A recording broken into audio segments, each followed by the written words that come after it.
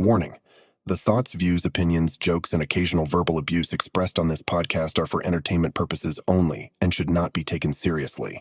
These are highly trained idiots who do not have your best interests or their own at heart. This pod contains strong, crude language that may be unsuitable for sensitive listeners, but we don't give a fuck, and neither should you. Nostalgia is truly one of the great human weaknesses.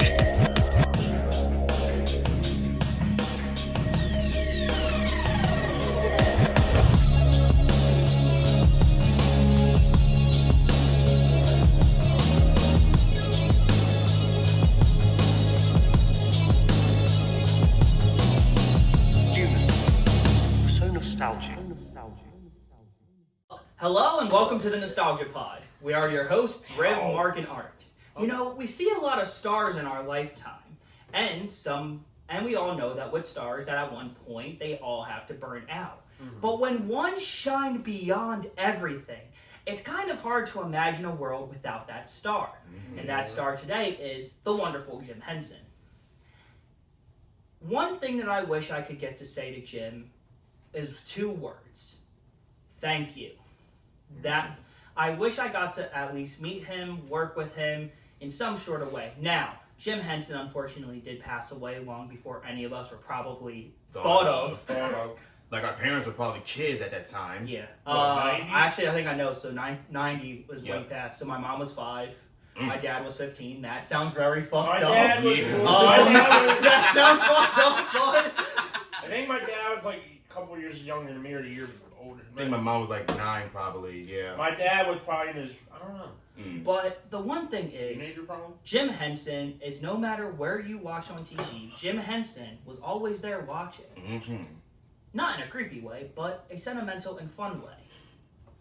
Jim is probably one of my favorite humans of all time because it made you want to believe in a bunch of things as a kid. But the two lessons that I learned from him were: love everyone, keep creating, keep imagining, and it's an unfortunately dark one. We're not here forever.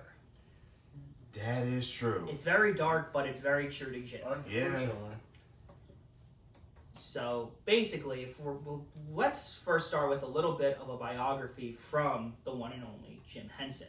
So Henson was born in, he was actually from the South, believe it or not. He was a Southern boy. Really? Yep. Good old boy. He was so Jim Henson was actually from Mississippi. He was born September 24th, 1936. And although it's a little bit of a weird thing, he was raised as a Christian Scientist.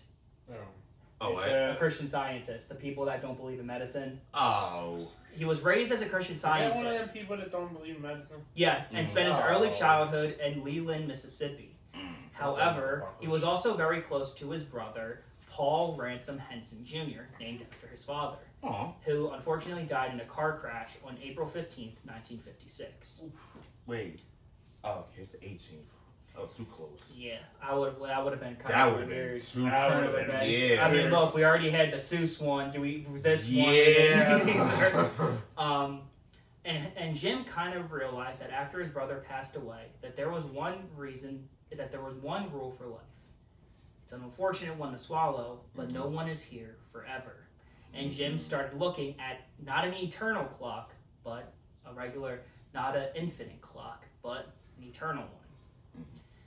And he lived his life throughout that. He was very close to his parents and his grandmother. However, he begged his parents to buy him a television. Because back when the television first came out, all you really had was the radio. Yeah. However, he decided to continuously ask, and once they agreed, he actually ended up getting the TV and realized that is what he would want to do for his entire life. And I do want to bring this up. One day, he just simply sat at his parents' table, grabbed an old coat of his mother's, and started cutting. He then ended up cutting in half a ping pong ball and drew 2 eyes over it. Put his hand in and turned it to him and finished sewing. And that is where Kermit the Frog was born, originally made out of his mother's old coat. Our parents would kill us if we tried Yeah. to do that. My mom sees me Our cutting it. parents would kill I would have been thrown down the stairs. We all gonna be Nah, dead. they see us, we look at them, fucking something throwing at. Look, Yup. this would be us. Yup. Something Yep. throwing at. Yup. Yep. Like, I know the fuck you didn't. My Fuck mom, with like, them. it would have been a big. It would have been. There would have been a lot of talks and Yeah. a lot of that and a lot of A lot that. of talk. There would have been a lot of yelling. beating, a lot of yelling and a lot of beating. Yes. And if we see Rick thrown down the stairs, we know why. Yup. Fucking talk. However, Henson, he attended a variety of grade schools in his youth, including Hyattsfield High School until it closed in 1951. He completed his high school career at the newly opened Northwestern High School, where he joined the puppetry club, kind of leading to what would happen. Now, I do want to let you guys know about one thing. The modern puppets that we have, the single cloth puppets, they technically were Jim's invention. Not invention, but how we look at puppets now is exactly from his work. As when Jim was younger, all that they had were the marionette string puppets. True. There weren't any cloth puppets yet, and technically, you can really call Jim the first innovator of the kind of puppets, of the modern day puppet. Could be like a big influence. As instead of doing this, he thought about putting the puppet on, controlling it with his hands, and moving like that. Yep. Henson enrolled at the University of Maryland in College Park the following fall as a studio arts major, thinking that he might become a commercial artist. As a freshman at the university, Jim took the newly offered puppetry class mostly populated with seniors, including the one and only Jane Nebel. However, we know her as Jane Henson. He graduated in 1960 with a bachelor's of science degree in home economics. And also, if y'all want to know what happened, he actually pulled up in either a BMW or a Rolls Royce to his fucking graduation. Married and already, I think him and Jane already had their first child. So yeah, he pulled up with a BMW or I think it was a Rolls Royce actually. He pulled up to graduation in. Jim was balling. And also during this time, it was when Jim actually ended up growing his signature beard. As he just simply stated, once he was able to grow one, that's all he wanted to do. Yep. Yep. Even though I shave, he doesn't. But no, I'm just when Henson started working at WTOP TV, which is now WUSA TV, in the late spring of 1954, at the age of 17, as he was hired to manipulate marionettes on a Sunday morning children's show called The Junior Morning Show. Until the show was canceled only 3 weeks later. Damn. Damn. The first break of television industry was short-lived, this show. but his talent landed him and his puppets an opportunity to continue working at the station, lip-singing on Roy McElhenn's Saturday show. And this is where we actually start to see Jim's first ever work. Henson's appointment lasted only until August, when Saturday was also canceled. Damn. Jesus. Mechelin then referred Jim to a local NBC affiliate station, WRC-TV, where Henson continued performing his puppets with Jane's help. As the two were now married, this is what they were doing. The two were eventually offered a nightly segment, to which they created, drum roll please, Sam and Friends, the very first ever Jim Henson original presentation. And to the point, it was only a 3 to 5 minute puppet show that afforded Henson much more freedom to develop his own creative work. And it was a runaway fucking success. Yes, it was. Merchandise, reruns, although reruns weren't a big thing back in the day on local TV. True. But Jim had the type. The characters on Sam and Friends were forerunners of the Muppets, and the show included a prototype of Henson's first most famous character, the one and only Kermit the Frog here. No, not what's his fucking name? The guy Art loves. No, not fucking Andy Reid. Not the fucking Chiefs quarterback. No, the actual Kermit the Frog. Oh yeah. And he remained with WRC until Sam and Friends aired its last episode on December 15th, 1961. So an actual pretty good run of Sam and Friends. Yeah. As it looks like here, it ran from 1955 to 1961 for 6 years. Yeah. And technically speaking, in regular TV time, that would have been 6 to 7 seasons. Now, the show gave Jim a epiphany. Puppets were going to be able to be used to entertain everyone. Now, in Jim's case, he wanted to Now, although puppets were very popular with children, Henson did not want to be a children's performer. He didn't want to be typecast as He did not want to be that. He wanted his puppets to be for everyone, but realistically, he wanted his puppets to be for adults. Mm-hmm. Now, obviously, Jim didn't have anything against children's performers, but he didn't want to just be simply known as the little kid's puppet guy. Yeah. Which, I get it. I get it, yeah. You know, you never want to be typecast by anything. No. I mean, look at Reginald Vell Johnson. The guy only plays cops. Yeah. And I get, so we do get, I do understand that.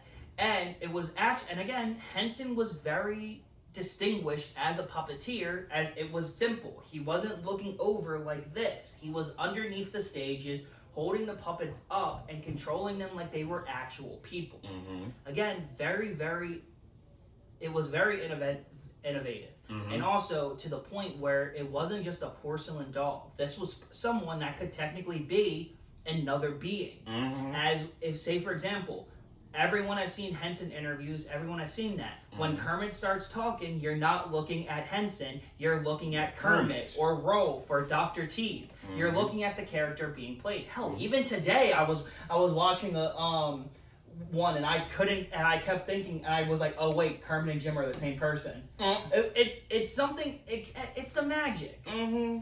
Now, Henson did term the term Muppet, though Henson told people that Muppet was a perminative, basically a synonym for marionette and puppet.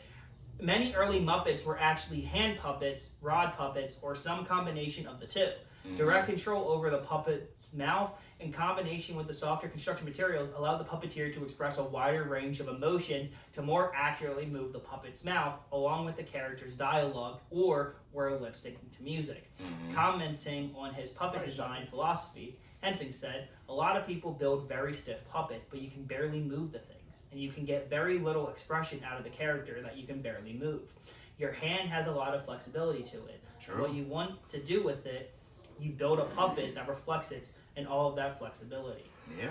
Now, let's kind of go a little bit more. Now, during this time, once we started getting into the 60s, Jim was becoming more and more well known. Yeah. Now, at this point during this time, Jane ended up actually leaving Jim, not divorced or anything, leaving like Jim as a business partner. No, she was still a business partner, but she stopped performing with him because she decided to go focus on their children, which makes sense. But that meant Jim needed another person to come help him. That's where he went to a little trade show and a comedy show. Mm-hmm. And he started looking around, and he found a young puppeteer by the name of Frank Oz.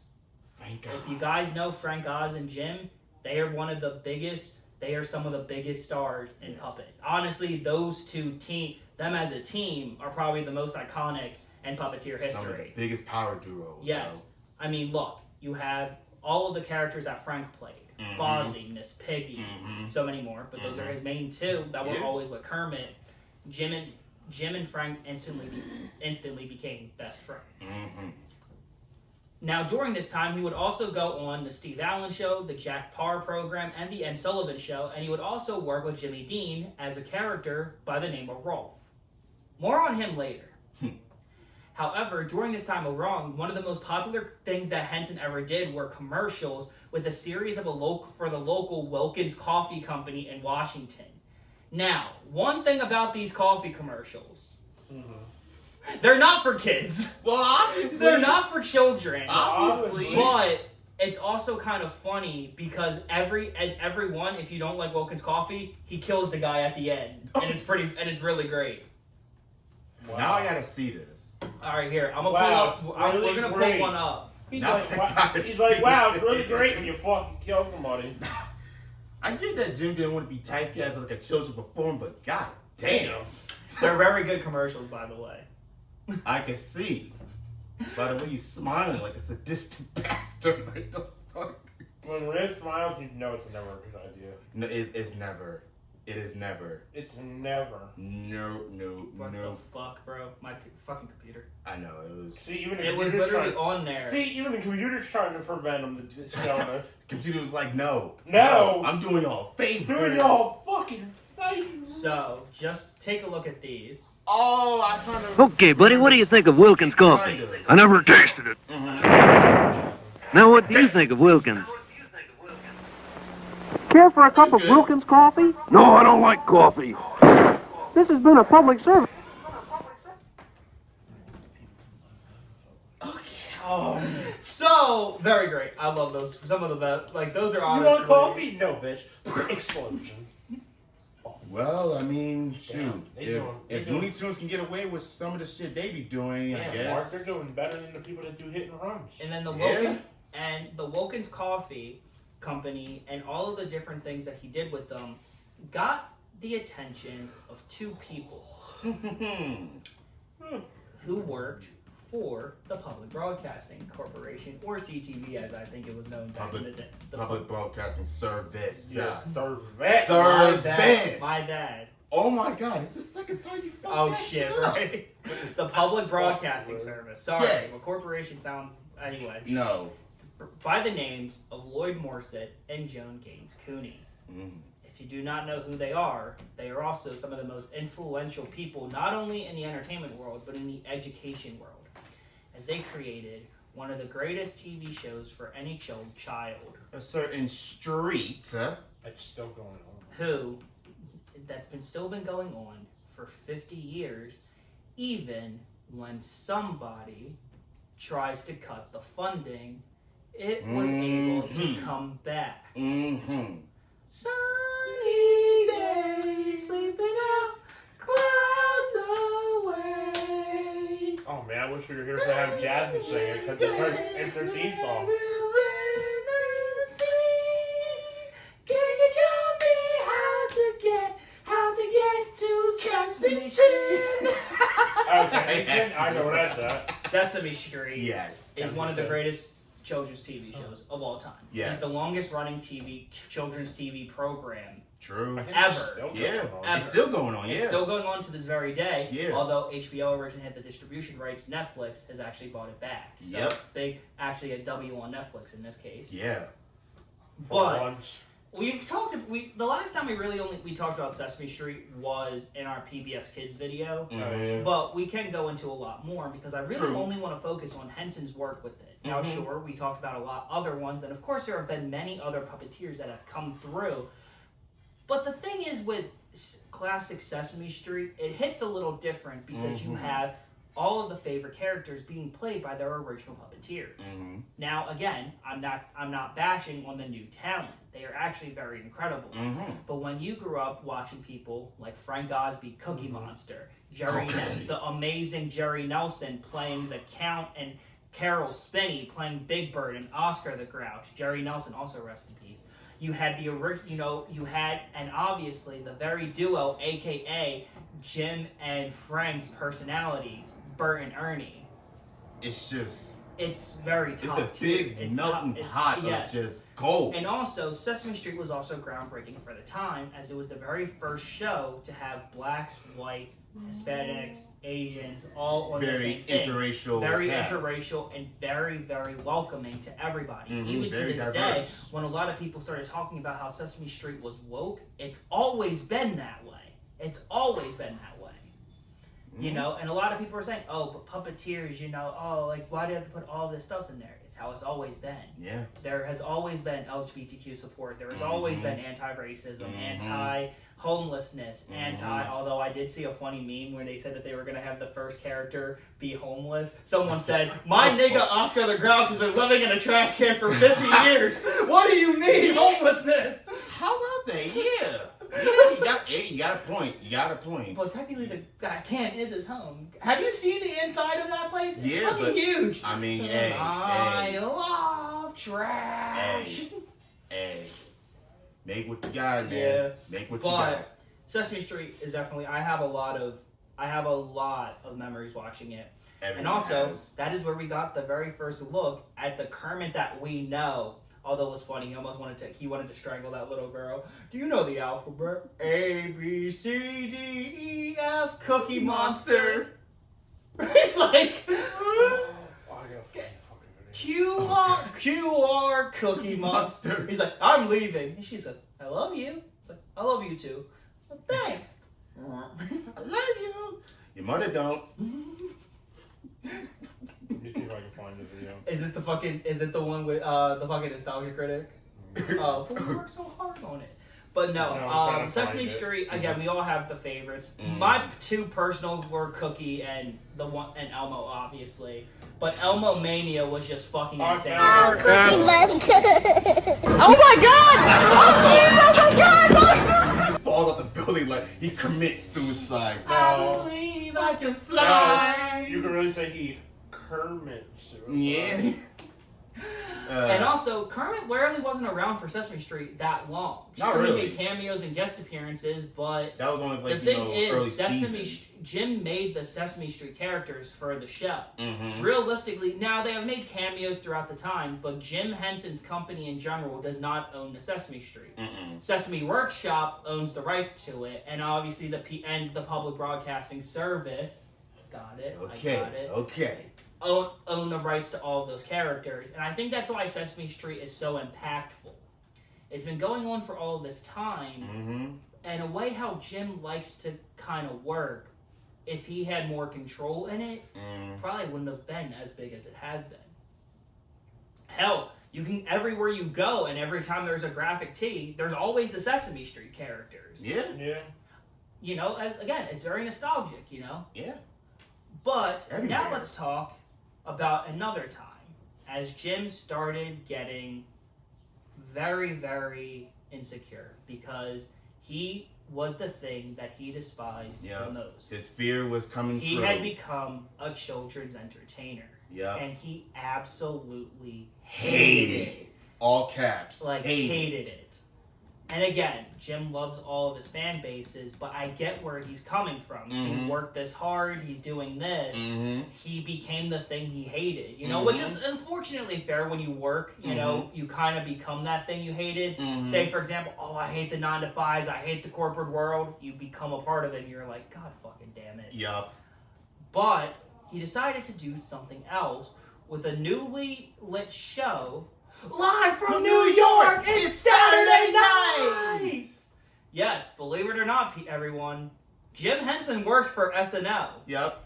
With a weird puppet variety monster show that didn't go well. It didn't do well. But when you had people like Belushi, Murphy, obviously it's not good. But also the puppets are kind of weird looking. Yes. Kind of scary. That's why it only lasts like just the first season. Yeah, That's and it. then after that, Lauren Michaels was kind of like, Yeah, this okay, is Jim, working. goodbye. Yeah, goodbye. Also, sorry. I think everyone knows how this. I didn't actually know this or not. What? Did you know it was like it's supposedly extremely hard to make Lauren Michaels laugh? Really? Yeah. Really? That's what, and I'm like, bro owns a comedy. I'm like, bro, what? How is it? Hold up. Lauren actually did 2 comedy series. It was The Kids in the Hall and Saturday Night Live. Because supposedly when so I was watching this thing when they were talking about Jimmy Fallon getting a start on SNL. Someone said that he was able to do the impossible. He was able to make Lauren Michaels laugh, which is notoriously hard to do. But I mean, all the talent we have on SNL, Right? bro. Did you not laugh at people like Sandman? Or fucking Farley, or Cruz, or Meadows, or I'm just calling them. Yeah. But like, I can't imagine everyone laughing and then Lauren's just like. I got a feeling he was laughing on the inside. Maybe he's just one of those people. Yeah. But after SNL happened, Jim started working with his manager Bernie Broadstein, and again another big rest in peace. Jim wanted to create something. So he decided to create a TV pilot called The Muppet Show, Sex and Violence. And, it's really fucking weird. Like, it really is weird because it's like this weird looking guy who's the main star and the host. Kermit's just a background character, and he makes a joke about Sesame Street being like, yeah, I'm on a long-time children's show. Hey, maybe I can get you work. Wow. And it's really weird. And then there was also a Valentine's Day one, which is actually critically praised, and it is pretty good. But the Sex and Violence is just really, really weird. However, without that, we wouldn't have been able to get... It's the Muppet Show with our special guest, Mr. Elton John! Yay! Dun, dun, dun. The Muppet Show is one of the greatest comedy shows of all time. Mm-hmm. The Muppet Show is fucking king. The Muppet Show was a very different concept. Mm-hmm. It was a puppet variety show. Mm-hmm. Think of Jim's version of SNL, but it worked. And this is how I mean it. Mm-hmm. Jim made Kermit the star, his most recognizable character in the world. Mm-hmm. And it made sense. Kermit finally had something that he was lacking. A personality. He was a straight shooter. He was a straight shooter that wanted the show to run, and he had a bit of a temper. Yeah. Especially like, hey, Kermit, what about the act? Fozzie, what did you just get on stage? Fuck that. And also, we got introduced to the characters that we all know and love today. Mm-hmm. Fozzie Bear was finally introduced here, and he was played by Frank Oz. We finally... Waka waka! With Gonzo, who was originally from an old school Santa Claus show that Jim was able to work on, finally came up, and he got the legendary Dave Goelz to play the character. And if you guys didn't know, Dave Goelz is actually still working with the Muppets to this very day. Wow. And I think he's the longest serving original cast member of the original Muppets. And he's actually been picked by the Henson family and the production company to oversee production on every show. And I even think he still plays Gonzo to this very day. I bow down to you, Dave Goelz. Good sir. Then you also had, Fran Brill coming in. You had the amazing Steve Whitmire. However, there is one character that was created for the show that not only took the show by storm, but the fucking world. She is an icon to everyone, to the ladies, to the gays, to the straights. Mm-hmm. The one and only Miss Piggy. Who? I can't lie, I love Piggy. Yeah, but she does piss me off sometimes. She really do. Okay. Sometimes I always wonder who wears the pants in a relationship. Like, who do you think, bro? I know. Piggy, can you just come here? What about this about the magazine? No, but they're talking about us, Piggy. Oh, it was just a teensy little thing. It was a cover story of us secretly being married. That's a bold-faced lie, Piggy. And it's a kind of one of those things that became one thing in pop culture. The classic will they, won't they. Mm-hmm. Are they together? Are they not? Are they married? Are they not? For Kermit's sake, I hope he's not. For Kermit's sake, bro, I'm sorry. I get it. It's the love, but... Blink twice if you're in danger. Yeah, like, honestly. I mean, you don't blink, but also, one of my favorites, too. We got introduced to all of these amazing characters that were in the background. Mm-hmm. For example, Rolf came back as the keyboard player. We got introduced to Scooter, played by the wonderful Richard Hunt. Mm. We also got introduced to Dr. Teeth and the Electric Mayhem, who has probably the most popular member, Animal Drum. Animal Drum.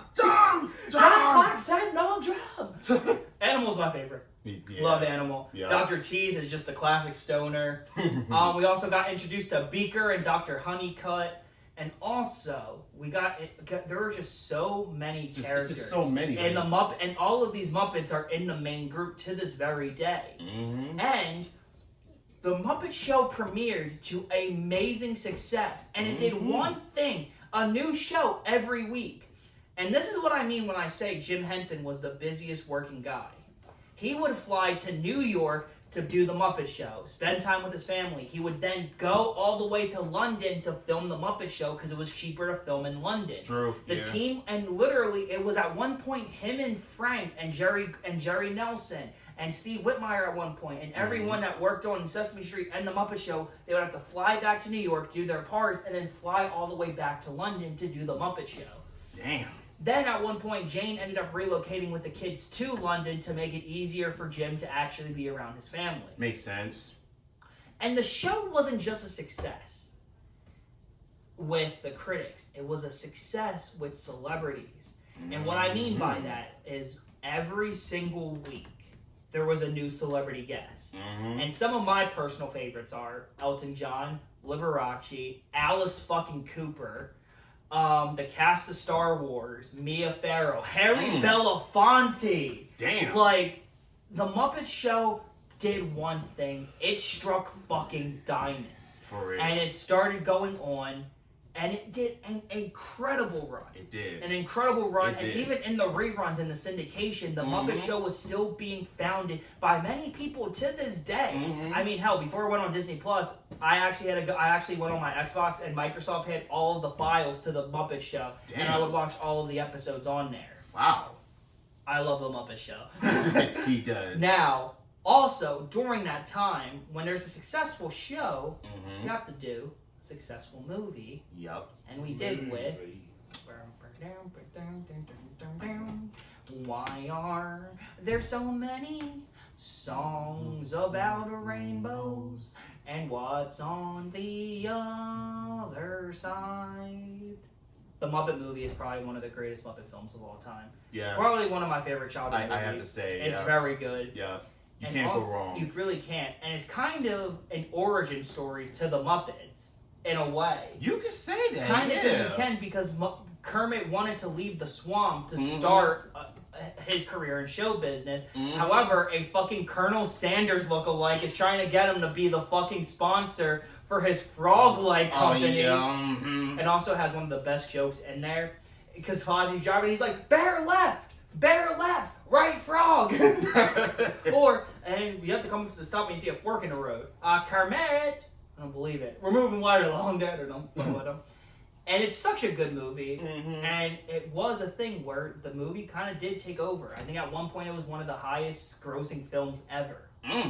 And a lot of people were saying to Jim, the Muppets can always be here. We can do this forever. Jim kind of took a look and said,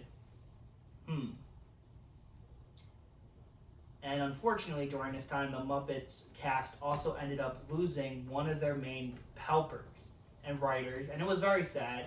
However, Jim did not cry. He did not weep. He simply said, we will see him again. Yeah. Kind of seeing how he kind of looked at life.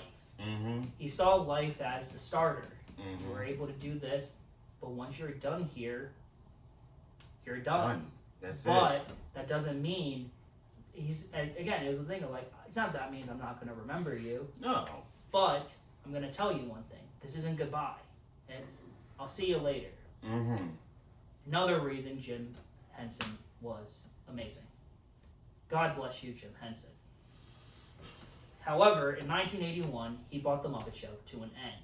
He felt overexposure, and he wanted to go and work on more other projects. True. But the Muppets weren't going away. No, they no, came this back is the in beginning. This is the the beginning okay. of the 80s, of the cultural 80s takeover of the Muppets. Starting in 1981 with pretty good movie, The Great Muppet Caper. Not a direct sequel to The Muppet Show. However, it kind of shows that these guys are, well, actors. And The Great Muppet Caper is a spy movie. It's really good. It's actually a really good one. I would love The Great Muppet Caper. However, during this time of The Great Muppet Caper and everything, Jim and Frank were hard at work. Frank Oz wanted to get more into directing. He also took some more roles in Trading Places and a lot of other movies, trying to not leave the Muppets, but also create his own path. Yeah. I mean, when you've been doing the Muppets since you were 17 years old, you kind of you don't want to stay still. Yeah, no. You want to go out and do other things. Him and Jim, along with Dave Goelz, Jerry Nelson, and a lot of other people working, decided to create a fantasy movie. A dark fantasy movie. About certain stone. Welcome to the Dark Crystal. Which is a good movie. It is a very good one. However, it was a commercial and critical success. Well, it was a critical success. However, people thought it was a little too weird. The puppets were not classic Jim puppets. You had new animated puppets. They were that, and a cool, very great, and it was a very great thing that happened. I love the Dark Crystal. But back then, people were looking like, These aren't the Muppets. These are, we don't know what to call them. And again, and Jim pushed, and he really loved this film. Mm-hmm. And again, it's now a cult film. Yeah, a cult classic. Everyone that is a fan of Henson and the Muppets say this movie's fucking great. Me included, Mark included, Art realistically included. But I love The Dark Crystal. But there is something I love a little more. Happy times away, down in Fraggle Rock, down in Fraggle Rock. I love Fraggle Rock. Me too. Fraggle Rock. That's my shit. Yes, me too. Now, Jim was not, this is what I mean when I say Jim was not going away from television. Mm-hmm. I think at this point in the 80s, he actually stopped performing on Sesame Street and started focusing on a lot more. Mm-hmm. But he was also a very busy person, running this, doing all of this, working on The Dark Crystal. So what he ended up doing was, he sent a lot of his team to Canada, and they created Fraggle Rock. And it ran on HBO, and it was one of the first cable access shows that Jim did. And it was fucking great. It is. The first thing was Jerry Nelson started to play a lot of the Fraggles. And Steve Whitmire played my personal favorite, Wembley Fraggle. And also has one of the best songs in Muppet history. Oh, when I'm Wembling West, I take the friend I like best, and we just wimble, wimble, wimble side by side. And when we're Wembling South, we stick our feet in our mouth, and we just wimble, wimble, wimble side by side. Wembling Along is great, but also Fraggle Rock had another cool thing. Yes. The Fraggles were from this weird world, underneath in all of these things, and realistically, the guys were fucking hippies. Their jobs were juggling or playing music. I guess you could kind of say that. You could kind of say that, yeah. But one of the Fraggle Rock, God, there's so many great things for it. Right. But I have to bring up some of the main characters. Mm-hmm. So when you really think about it, so the thing is, the characters were different. So you had the Fraggles, who were anthropomorphic people. You had Gobo, who was performed by the late Jerry Nelson, and he was, for the most part, he is the main star of the show. Goble had an uncle named Uncle Traveler, who decided to go out to the human world, which is really just called which they thought it was outer space. And he had some good times. He was called Uncle Traveling Matt, as believe it or not, Traveling Matt is what they used to call a blue screen back in the day. Really? Yeah. Huh. And he would go and try out different things. He would see that outer space was great, and he would go on one of the humans' automotive machines, which was a fucking roller coaster. And Dave Goelz played the uncle, and Dave Goelz is sitting in the fucking cart, and he's controlling Uncle, and there's a fake arm to make it look to keep the and it's hilarious watching it. You just want to be like behind the scenes. I probably would have been like, what the fuck is going on? Like, this is how? I'm like, this is how y'all are working? Like, this is how it happened? Like, shit. Like, kind of ruins the magic a little bit, but How okay. it goes down. But at least you know how they do it. And also, another big part of the Fraggles were these little green creatures called the Doozers, who were workaholics. Yep. They love the work. And that's why, and the thing is, the Fraggles and the Doozers kind of had beef, because the Fraggles saw the Doozers as workaholic monkeys, and the Doozers saw the Fraggles as lazy hippies. A lot of stereotypes. And Fraggle Rock was so good. Ran for 4 seasons. And had an animated spin-off, which too. only lasted 13 episodes. But it was also good. It was also good, but also, how can we not bring up Fraggle Rock without bringing up Doc and Sprocket? Doc, who was an actual person, and Sprocket was played by a very well-done puppet. But I love Fraggle Rock to this day. I remember reading a lot of the books, too. Oh, really? Yeah, they had Fraggle Rock books, and my mom and my uncle have fond memories with Fraggle Rock too. But now, let's talk about one of my personal favorite Muppet productions, and I have it right here. The Muppets Take Manhattan is probably my favorite Muppet movie. Mm-hmm. I'm surprised I even still have this copy. I'm not. But I really do love this movie. It's basically, it takes place, this is what I technically consider the Muppet movie sequel, because they talked about going off and doing a show. And it starts with, together again. Gee, it's good to be together again. And then they go all the way down to Manhattan and Broadway. And hijinks ensues. They're broke as fuck, so they need to get jobs. And Kermit finally gets someone to sign on the show, and then he gets hit by a car and gets amnesia. And these 3 other anthropomorphic frogs pick him up and say, "Oh, you work at the office with us."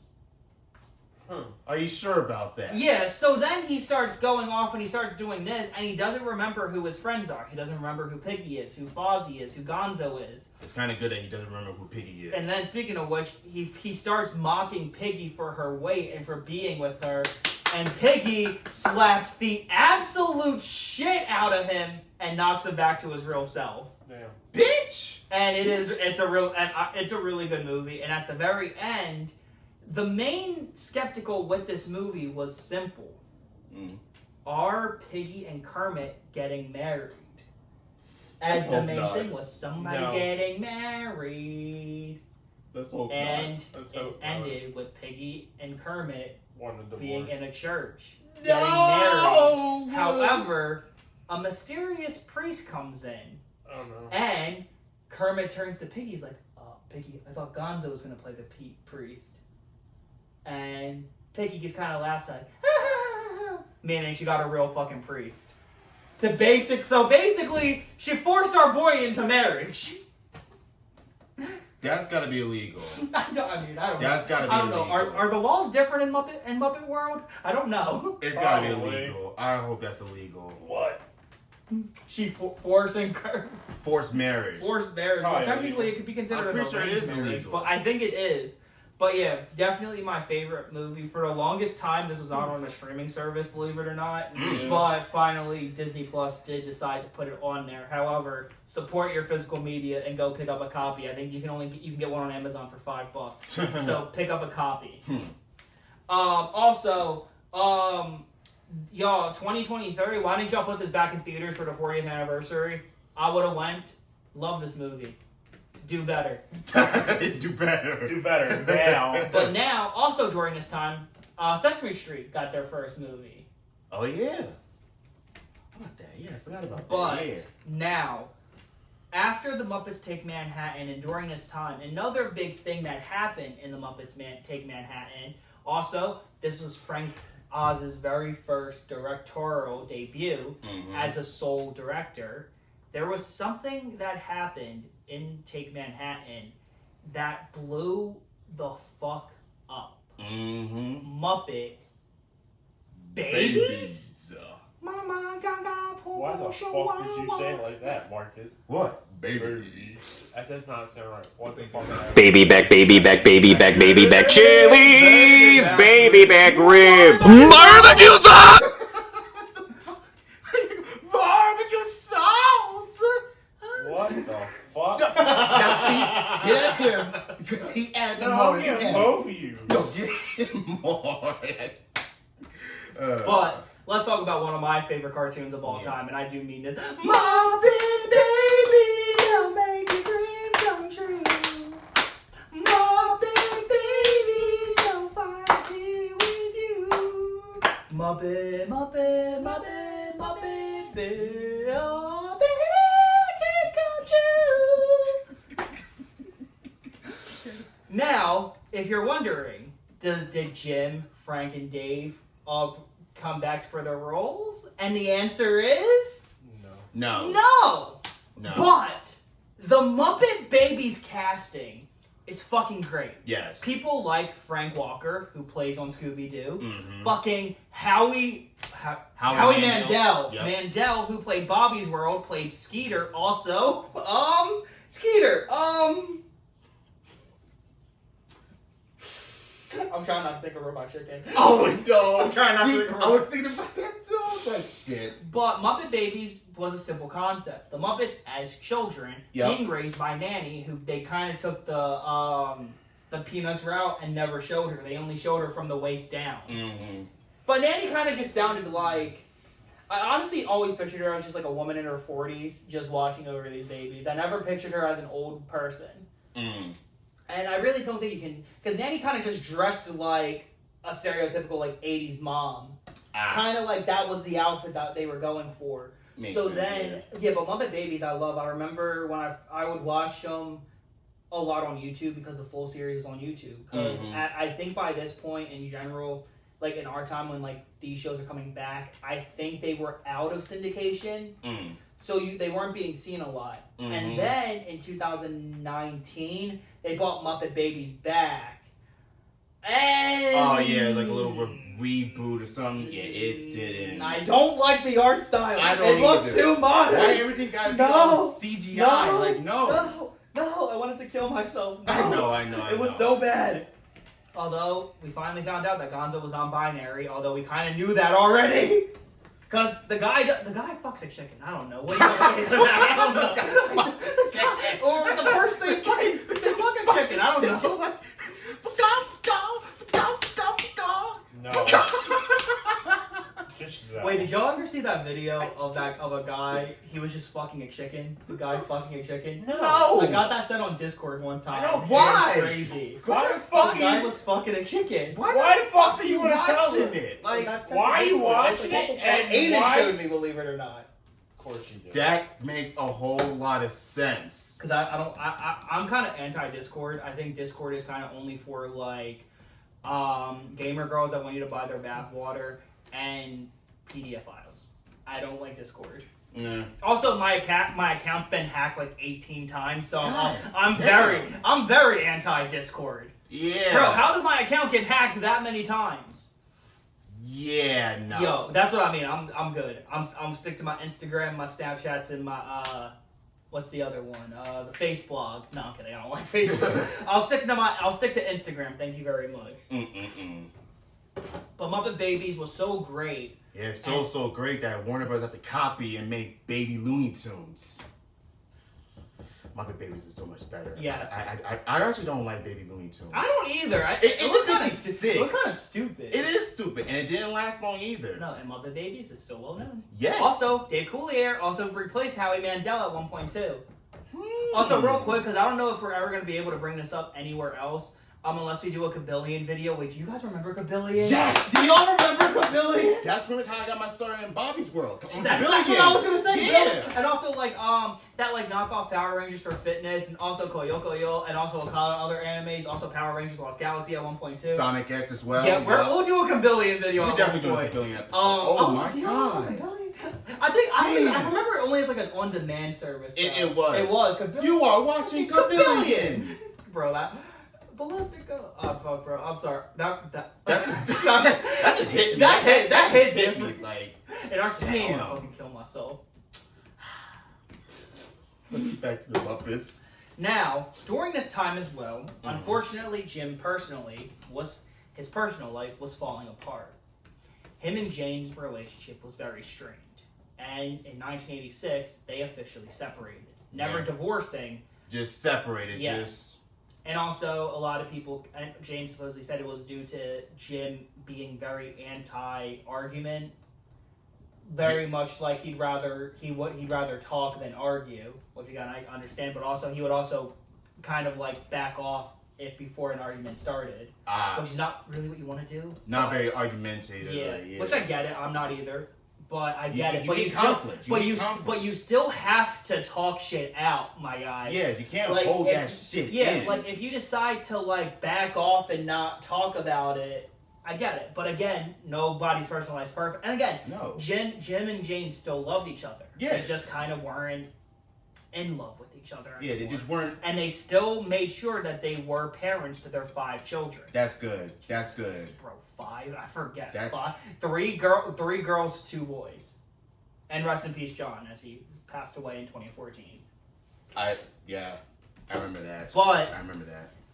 During this time, after the Dark Crystal success, he wanted to go back to the drawing board. And he called up his good friend George Lucas. If you guys don't know, Jim Henson also worked with Star Wars as he created Yoda. Yeah. And also, Frank Oz was the original voice of Yoda. Yeah, 'cause I think Lucas wanted Jim to puppeteer Yoda. But I think he was busy, or he said, was. "Yo, give Frank the role." Yeah. And Frank... Now, bro, Frank? Come Mark's on. not the biggest Star Wars guy, I'm but not really. you have, Neither like, am I. he knows where to give, Yes. like, props. Like, come on, man. To give credit where it's due. Yes. Mm-hmm. And he called up his good friend George Lucas and created probably one of my favorite 80s films of all time, but one of the most underrated and underappreciated films at the time. Shouldn't be underappreciated. Labyrinth. I Labyrinth. fucking love this movie. Art does too. Mark does too. Bro, it's so fucking good. And also, another star that burned out too quickly, the great David Bowie. You got three legends right there. You got Jim God, Henson. this you got movie is George so Lucas, good. You got David It's Bowie. Like, so come good. on. Originally, believe it or not, did you guys know that Jim Henson originally wanted to contract Sting to do this? But it was his I think it was Brian Henson, Jim's son, that was like, Dad, no, you gotta get Bowie. Yeah.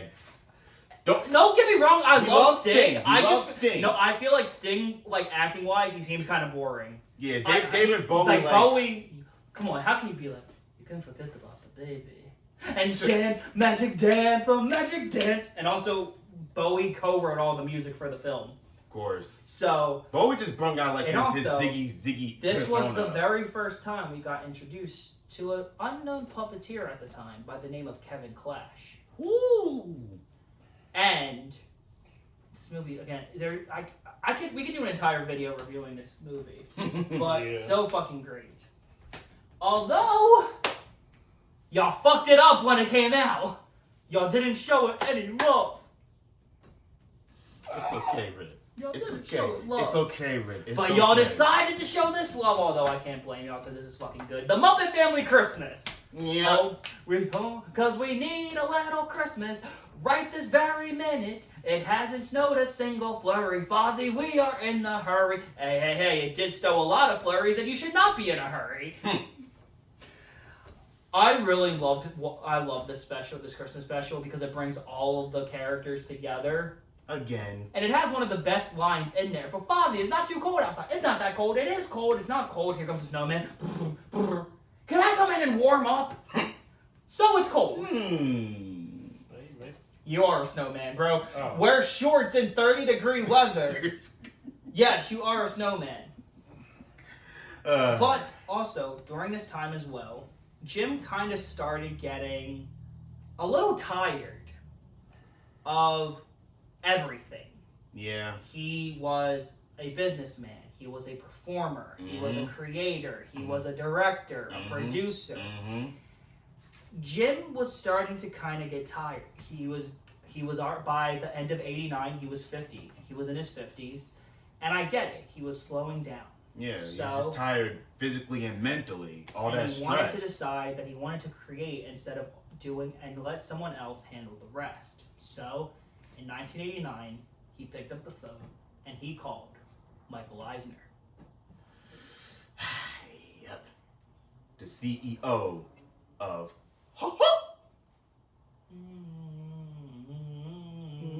Go fuck yourself. Why did I know that was going No, because your dad was like, "Fuck you."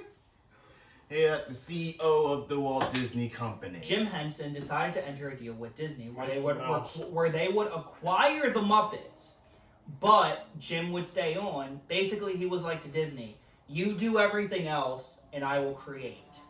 So Jim went to work. He started creating an entirely new Muppet-themed stuff for a lot of the theme parks, especially one of my favorites. Riff. Oh, shit, Riff's about to crash out. Riff's about to crash out. Riv. Oh shit. Riv. Easy now. No Nope. crashing out. We don't want to get age restricted again. Yeah, exactly. For one. All you had to do was keep it, not touch it. Great. about to crash out. Yup. Oh shit. Talk your shit, bro. Just talk your shit. How the fuck do you take out one of the greatest fucking attractions Hollywood Studios has ever seen? And how? Why?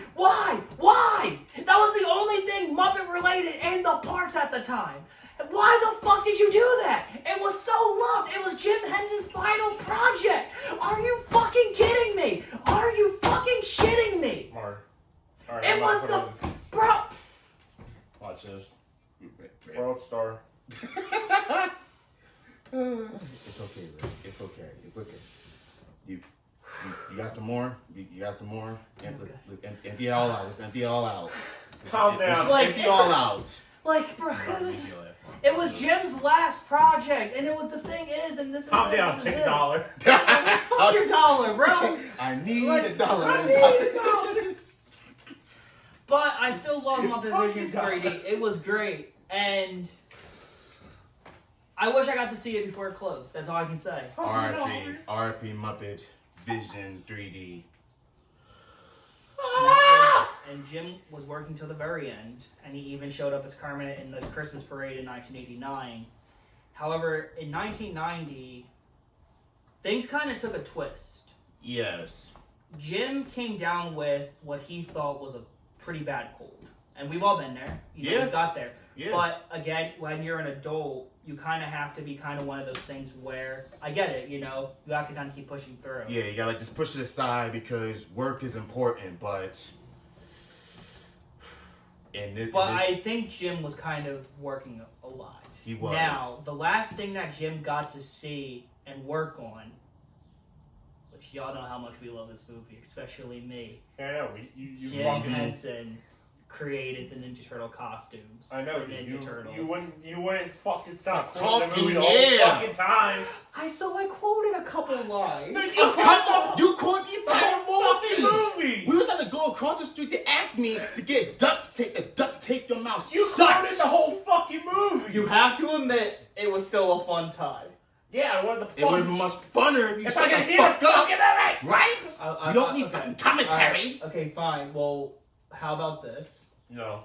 Shut the fuck up. The Mahogan Drive-In is showing Turtles 1 and 2 back to back. I'll shut up. We go. Have fun. Bullshit. You won't. I will because I already got it out with this one, and when I saw this one, so we're good. That's what they all say. No, I'm good. I swear, I'm good. But Henson did create the That's what they all turtles, say, the costumes, the designs and the costumes. He created Master Splinter as well, and bro, did he do a fucking good job. Mm-hmm. These suits are some of the best in movie Absolute history. cinema. And, however, Jim was critical about this film. He thought it was a little too violent. Which I understand. Have you read the Ninja Turtle comics? It's based. Yeah, No, this was not based on the cartoon, obviously. No, this is based on the original comic. Yes. And to be fair, Jim was not the only one, as parents ended up having problems, so that's when we got the Secret of the Ooze. It was a little more campier, but Turtles 2 was good. Still fucking great. And also, Jim had problems with his next one, The Witches, which he also worked on with Ronald Dahl. He had problems with that, and Disney was also up his ass because they were also trying to supposedly try to get the Sesame Street characters as well. Mm-hmm. So Jim was kind of burnt out, it seemed. And all of the stress, what it does to you when you're sick, it doesn't make you better, it makes you worse. Yeah, it just builds it up. So, it just aggravates. In May 1990, Jim appeared on the kind of not visually ill, but under the weather. Jim went to the Arsenio Hall show. Mm-hmm. Now Jim again was no longer a Christian Scientist at this point, but he was an adult. He didn't want to go to the hospital unless he absolutely needed to. Mm-hmm. But dude, you should have still went to a doctor at least. You obviously should. Because if honestly, this is what I say: if the cold is still there with 3 days and you don't feel any good, get your ass get your ass to the office, bro. Get yourself to the doctor's office immediately. Because you never know what's going on. Exactly, it could be something very serious. I thought I had a cold. No, I had a fucking ear infection. Yeah. No, sinus infection. Mm-hmm. But I have a little headache. Nope, you just had a stroke. It's one of the I think I'm just stuffed up. I can't smell. You got fucking COVID. Yeah. But I understand where he's coming from again. He's like probably too busy, whatever. Yeah, but like, and your health comes first. Exactly. Your health really comes first. Jim was very critical of his performance of Kermit because he couldn't stop coughing. And that was the last time Kermit would appear on TV on Jim's hand. A little while after Arsenio Hall, Jim ended up traveling with his daughter to go visit his father and went back to New York, where he was getting a lot worse. Like, by worse, I mean... Jane bought him a pot of soup, and Jim asked her to stay, and she did. Jim had a high fever, was coughing up blood. Jane kept telling him to go to the hospital. And after a little back and forth, he finally agreed. And the last words that Jim ever said were, "I'll see you later." And on May 16, 1990, Jim Henson passed away at the age of 53. From toxic shock syndrome. From bronchial pneumonia, they said. Now, a lot of people thought the stress killed him. A lot of people thought, but bronchial pneumonia is kind of random, and a lot of people couldn't believe that someone as great as Jim Henson could die of something so random. But Jim did what he wanted to do until the very end. Yeah. He created. And one of the last things he got to see and work on was the Muppets at Disney World, which is kind of stating that, hey, the Muppets are finally here. And did the Disney deal go through once he passed? No. The Henson family kind of said, you guys have 1 year, and that's it. Now, if Jim was still around, this is what was going to happen. In 1991, Mickey and the gang were going to take a vacation, and for the entirety of 91, it was going to be Muppet Land, Muppet World, and Muppet Land. So everything would be Muppets, which would have been kind of cool, kind of to bring the Muppets into the Disney parks. There was also some permanent attractions planned. There was a couple other movies that Jim was working on, but it really changed when Jim passed away. It did. It really did. Now, I am not one that states change is bad. I think it is. But when you have someone how do you continue without Jim Henson? Exactly. However, they did. After his memorial service, the group got back to work on the Muppets Celebrate Jim Henson. Back at the Muppet Studio, Fozzie is going haywire as they don't know what to do. However, Robin comes in with a letter stating that this special that they're working on is for Jim Henson. However, all throughout the chaos, there was something very, very wrong with it. Kermit is missing. And they learn about everything, and they find a bunch of letters, and they start reading them. And Fozzie's like, my sister has a frog, and she named it Kermit. And he can say hi just like you. Oh, that's sweet. I feel very sorry that your best friend Jim died. What? Died? Jim died? But we were just starting to get to know him. And Fozzie cancels the show. Because how do you pay tribute to Jim Henson? He made everyone laugh with the Muppet Show. He educated millions and millions of children with Sesame Street. He made gigantic experimental roles such as the Dark Crystal and Labyrinth. He did Jim it all. Henson was literally the person. And they start to sing. If just one person believes in you, deep enough and strong enough, believe in you. Hard enough and wrong enough, it's our creation. You yourself to start to see what everybody sees in you. And as they're singing, a door opens, and in walks Kermit the Frog. It was decided that Steve Whitmire would take over the role, and after a couple of months of pushing it off, he finally decided. He took his hand, picked up Kermit, and turned him to him, and gave the character life. Kermit was alive, and so was Jim Henson. But Jim's vision was always there. In Teenage Mutant Ninja Turtles 2, The Secret of the Ooze, the Creature Shop came back and again worked on them. A lot of them were the same ones, but they did look a little different. The movie is also dedicated to his memory. And again, it's a good movie, unlike this piece of shit where Jim Henson's shop was nowhere to be found. But Don't yeah, remind me. Give me the fucking sword. I'll cut that bitch in. yeah, unfortunately, this is not the Nerds copy, but I think we're kind of glad it's not the Nerds copy. It's hammer time! Yeah, I'll fucking hammer time that motherfucker. Ayo. Stop fucking thinking negative. But we also got a couple That's other my things job. with Jim Henson's shop. For example, dinosaurs. Yes. We gotta get. No. Huh? He's like, I'm comfortable.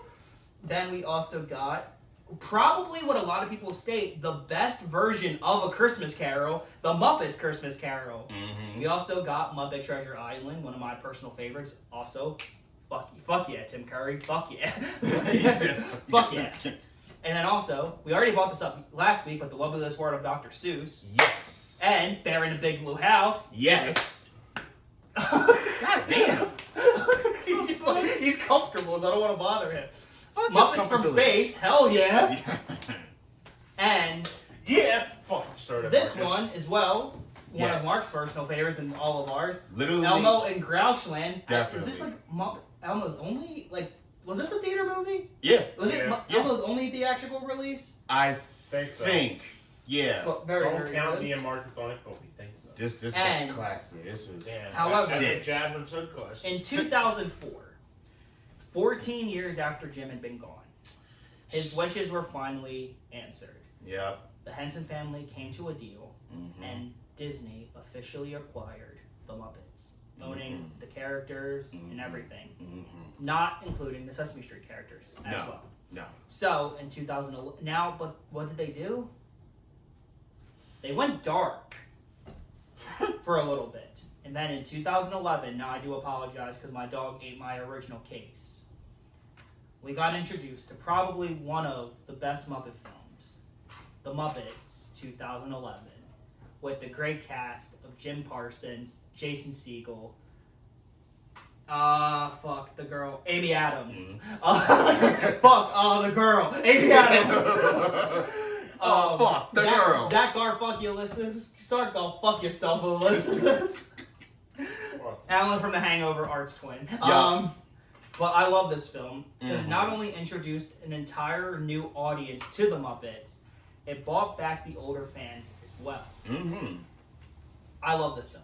Probably second to Take Manhattan, and also Steve Whitmire is technically our generation's Kermit. I love Steve's voice. I think his Kermit is one of the best too. And also, but this movie is just amazingly great. Also, how can we forget? Sorry, I forgot some. Other than that, during this time, although Henson's company is not owned by Disney, Disney only owns the Muppets. So Henson's company would make a lot of other things. For example, the Muppets Wizard of Oz, probably the last non-Disney. No, wait, because it was Disney. It was Disney. It was Disney. That was the start of the Disney. The start of the Disney with the Muppet Wizard of Oz, which I like, but a lot of people hated. But then let's go back to PBS Kids. Yes. Let's visit the special needs class. Yes. I'm Sid, the science kid. Mark's like, what the fuck? I'm not paying attention. You hear special needs. Because like, are they really special needs? I think they all are. I think they all are on the spectrum. I think that's the thing. I think that's what it's supposed to be. I think they were on the spectrum. That's the thing. We might have to do some research. More research. Yes, more research. And also, Yes. Oh, an underrated special gem that was on Sprout. Pajanimals. I love Pajanimals. Me too. And then also Dinosaur Train. Dinosaur Train. Dinosaur Train. We're taking us a fucking shirt. There was on the sister. But then the Muppets, obviously Muppets 2011, great film, and it brought the Muppets back. It did. And what happens? We're doing a sequel. We're back by popular demand. Come on, everybody, strike up the band. We're doing a sequel. Muppets Most Wanted is still a very good movie. I do love this film. I didn't see it as much as 2011. Yeah, same. However, it introduced us to a new weird character, Constantine, who is an arguably evil clone of Kermit, voiced by Matt Vogel. However, this kind of started my problem with Muppets. Mm-hmm. In 2016, it was announced that Steve Whitmire had been fired by Disney, and Matt Vogel would be taking the place as Kermit. Now, my first sense is like, what the fuck?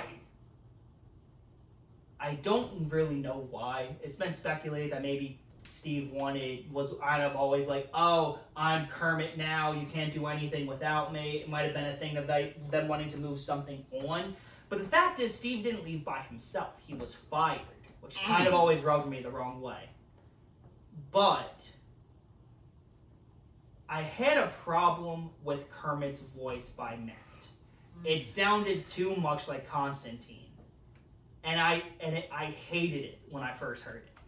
And again, I'm not shitting on Matt. He is an amazing performer. He literally took over Big Bird. He's fucking great. He does Oscar as well. I'm not taking away from Matt's credit. I think Matt is an extraordinary performer. It's just from me hearing that and watching Muppets Most Wanted and finding out that this is how Kermit is going to sound, I couldn't fucking believe it. However, and also, there wasn't really much done with Muppets related after Most Wanted. Now, we had the 2015 show, which was Steve Whitmire's last role as Kermit. But other than that, we had something called Muppets Now, or Muppets Now, which was kind of like a COVID show, but I hated Kermit's voice in there. Muppets Haunted Mansion, Kermit wasn't really there to begin with. He was in a short cameo, and that's it. Oh, wow. I personally just believe that Matt wasn't given a time to shine directly as Kermit and was not able to find his own voice. That wasn't until The Muppet Show returned. So, The Muppet Show was returning with Seth Rogen as an exclusive producer, Maya Rudolph as a comic relief, and the first main guest star was Sabrina Carpenter. Now, whatever they say, but I've already said this beforehand. Yes, I'm a major Sabrina fan. Yes. You're wearing a shirt, right? Very true. Mostly for this video too. But my main thing is, I don't care who the guest star was. My main focus was on the Muppets themselves. Can they come back and are they able to show? So I first saw the trailers and I was hopeful, but I needed one thing. I needed Kermit to sound like Kermit, not like Constantine. And this is what sold me. In the duet with Sabrina with Island in the Stream, when Kermit started singing, the epiphany happened. After hearing that and hearing how it sounded, Matt started to sound like a more modern version of Jim's voice. And watching that special, I can happily say I welcomed Matt with open arms as the voice of Kermit. And The Muppet Show, how did it do? We loved it. Everyone loved it. It premiered within 100% on Rotten Tomatoes. Damn. And supposedly there are now in talks to get more people to do The Muppet Show. However, do I see it being their weekly thing? Probably not, because a lot of the stars that we would love to see, busy with a lot of other things now. True. Especially, since, I would love to see people like Tyler, the Creator, Tyler would be funny. Definitely. Bro, definitely imagine him with Animal. I mean, come on. Tyler, I think, exactly. I think Key and Peele would be kind of funny. Keegan Michael Key would be funny. I think Chaperone, because she kind of looks like a Muppet. No, I'm kidding, that was fucked up. But I think Chaperone would be also a good section for the Muppets as well. Wow. Or hell, Ghost would be kind of cool as with the actual characters in the Papa. I think that would be cool. I think it would be cool to see Alice back. I think it'd be cool to see Elton back. I think it depends on the guest stars too. But the Muppet Show in general, yes, it made it good and it was fucking great.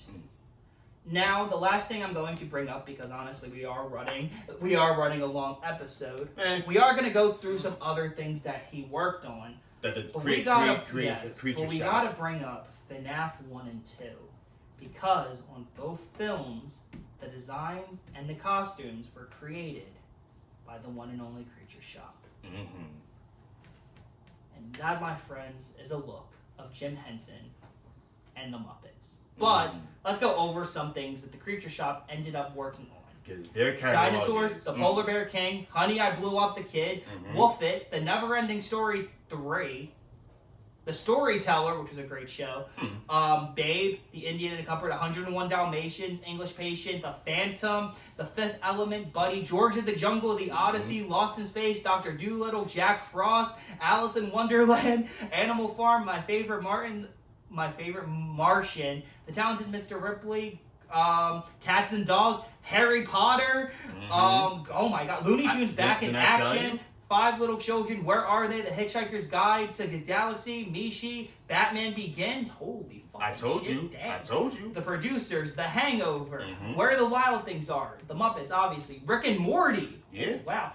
Jim Henson's Creature Shop Challenge, Oscar's Hotel for the Fantastical Creatures, Grumpy Cat's Worst Christmas Ever, The Jungle Book, got Fraggle Rock, The Curse of the Bridge Hollow, Duff's Happy Fun Time, so many greats.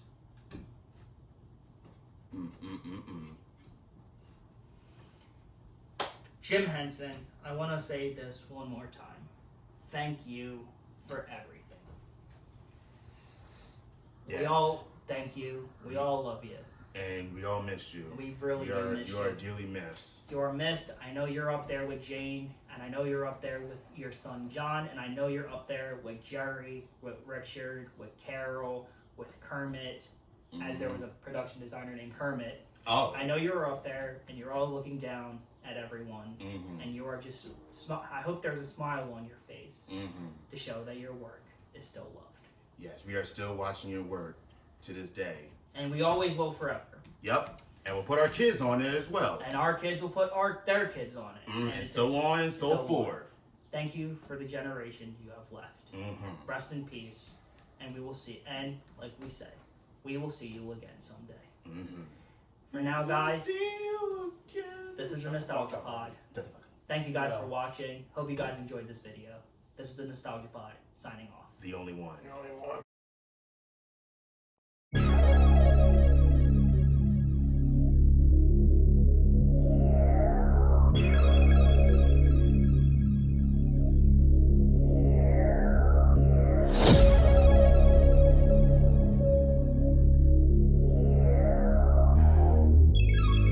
Nostalgia is truly one of the great human